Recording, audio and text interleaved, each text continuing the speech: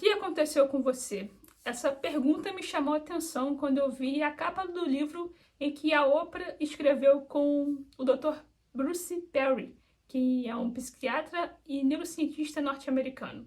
No livro, eles conversam sobre trauma, cérebro e resiliência, sobre como acontecimentos no nosso passado têm o poder de afetar as nossas ações no momento presente. Eu não sabia nada sobre a Oprah até ler esse livro. Ela tem uma história de vida desafiadora e admirável.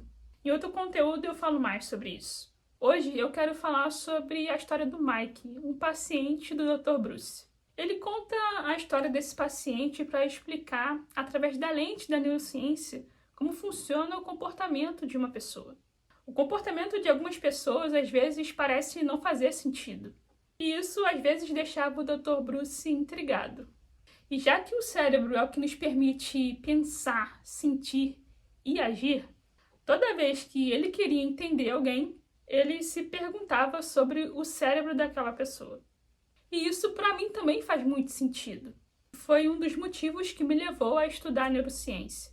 Voltando ao Dr. Bruce, quando alguém se comportava de um jeito fora do comum, ele sempre buscava entender qual foi o acontecimento que influenciou o funcionamento do cérebro daquela pessoa. E para você entender melhor, eu vou explicar a história do paciente dele. O Mike, ele já era idoso, ele era simpático, engraçado e inteligente. Ele era um veterano da Guerra da Coreia e durante a guerra ele enfrentou muitos combates. Ele se tornou paciente do Dr. Bruce por apresentar diversos sintomas de transtorno de estresse pós-traumático. Ele tinha dificuldades para dormir, sofria com ansiedade, depressão, tinha vários flashbacks episódicos que o faziam acreditar que estava em combate de novo, e com isso ele usava como recurso a automedicação com álcool, o que gerou conflitos familiares e a perda do emprego, levando o Mike à aposentadoria precoce e ao divórcio. Um dia o Mike ligou para o Dr. Bruce perguntando se poderia vê-lo. Era algo importante. E a namorada do Mike queria ir junto. Quando eles se encontraram com o Dr. Bruce, o Mike pediu para ele explicar para a Sally, sua namorada, o transtorno do estresse pós-traumático. O motivo para ele ser tão transtornado. E com isso o Mike começou a chorar, perguntando o que havia de errado com ele, já que a Guerra da Coreia tinha acabado há 30 anos. E o Dr. Bruce quis saber por que agora. Por que ele queria a explicação do TEPT para sua namorada. O TEPT é o transtorno do estresse pós-traumático.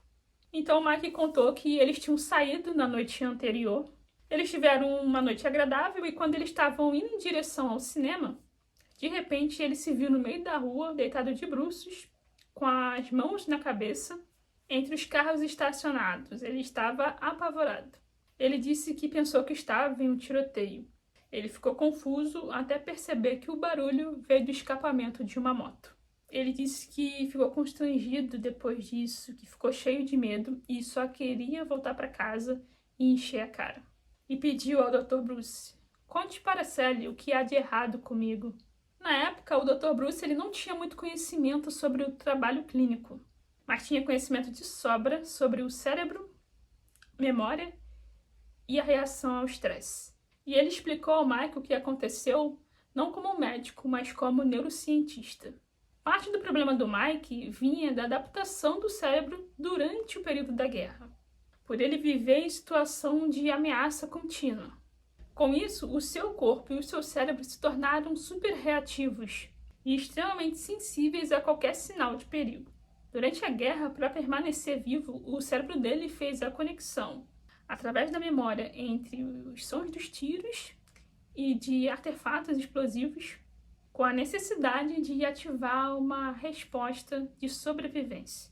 O Dr. Bruce disse que várias vezes viu Mike se assustar com portas batendo enquanto estava no seu consultório, que ele nunca relaxava, que ele sempre estava sondando o ambiente, que qualquer mudança de luz ou som chamava sua atenção. Mike disse que detestava o feriado do 4 de julho por causa dos fogos. Mesmo sabendo que são só fogos, ele ficava apavorado. Seu coração ficava acelerado e ele tinha dificuldade para dormir. A memória da lembrança original e adaptativa e protetora, mesmo após 30 anos, continuava presente na vida de Mike. A namorada dele disse: essas memórias estão tornando a vida dele insuportável. Não tem como desaprender?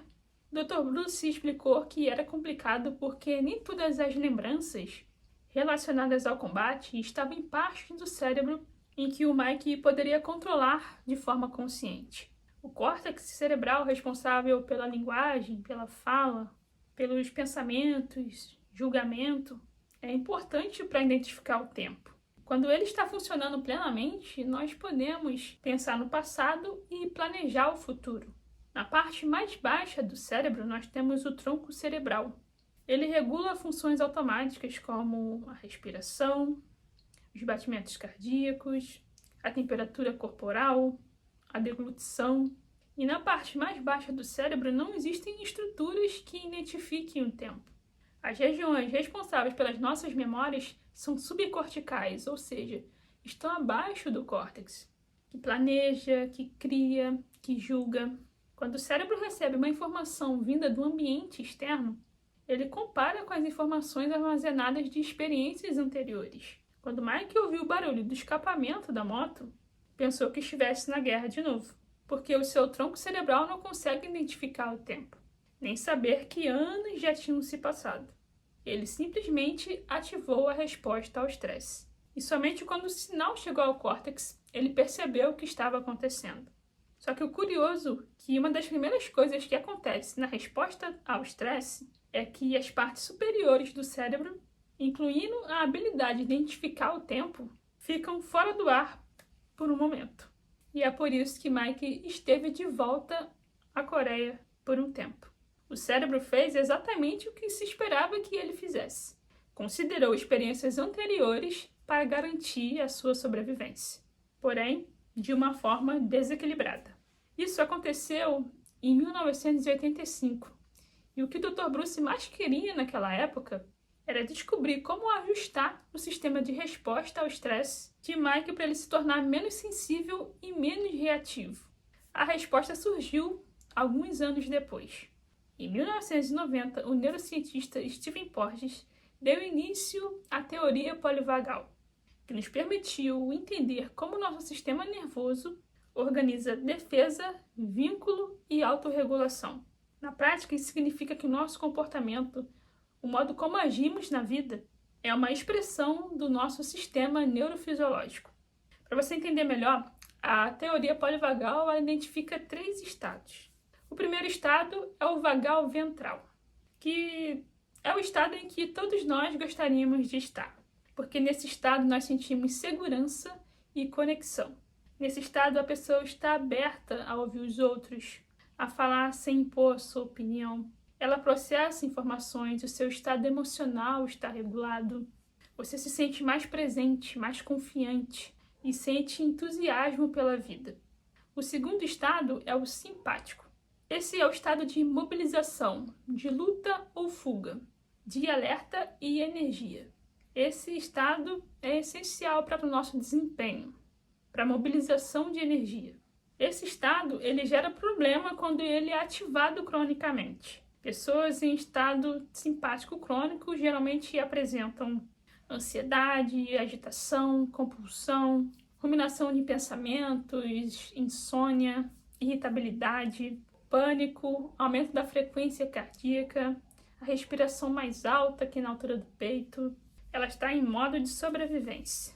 O terceiro estado é o vagal dorsal, que está associado à imobilização, ao congelamento, ao colapso, ao desligamento.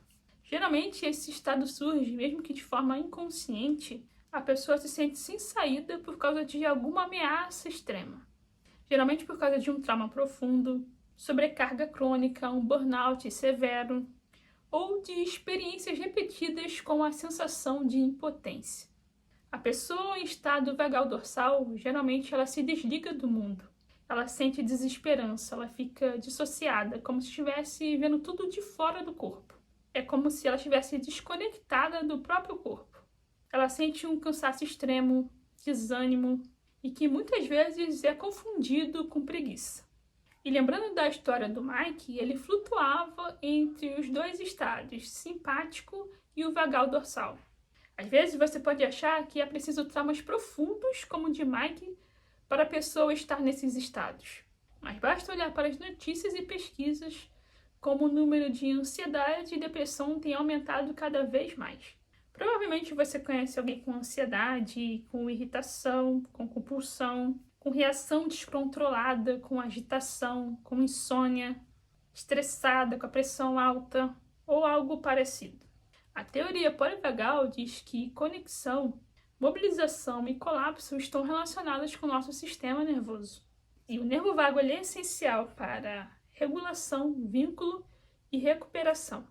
E uma das formas mais simples de estar no estado vagal ventral, o estado responsável pela sensação de calma, de segurança e conexão social, que possibilita interromper ou inibir a resposta de ameaça e ativar o circuito de segurança, é a modulação da respiração, especificamente focando na expiração prolongada. Sim, a sua respiração é um grande aliado que te ajuda a regular o seu sistema nervoso. Quando eu entendi isso, o Breathwork, que é o trabalho de respiração consciente, passou a fazer parte da minha vida, dos meus atendimentos e dos meus treinamentos. Porque o Breathwork permite regular a nossa neurofisiologia. Só é possível regular as nossas emoções, sentir segurança, presença, autoconfiança e conexão se o sistema nervoso estiver regulado. Sem isso, você pode falar por anos na terapia sobre o que aconteceu, mas nada vai mudar, porque o seu sistema nervoso está desregulado. E se você tiver interesse em experimentar na prática os benefícios do Breathwork, clique aqui no link abaixo ou no primeiro comentário fixado. E por que o Breathwork, ou seja, a respiração consciente, funciona tão bem fisiologicamente? Primeiro, porque o freio vagal é ativado. Quando você inspira, a frequência cardíaca ela acelera levemente. E quando você expira, o nervo vago ventral é ativado. Ele é estimulado, atuando como um freio biológico que desacelera o coração e diminui a pressão arterial. Segundo, é o sinal fisiológico de segurança. A expiração prolongada ela envia um sinal direto de baixo para cima, informando ao cérebro que a ameaça passou. Pois em uma situação real de perigo, de luta ou fuga, o corpo é incapaz de manter expirações lentas e prolongadas. Um abraço e até o próximo vídeo.